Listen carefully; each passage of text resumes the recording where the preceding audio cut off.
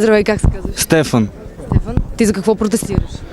Протестирам за смяна на онези хрантутници, дето са в парламента, за повече граждански контрол, за по-малко апатия сред обществото.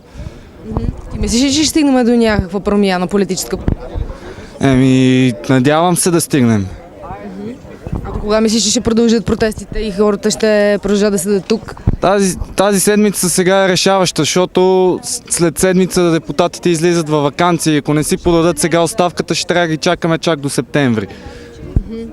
А мислиш ли, че това е някакво умишлено поведение от тяхна страна, че толкова време никой не е взел някакво решение да обърне внимание все пак на хората, които протестират? То Орешарски има опит. Все пак всички помним учителската стачка.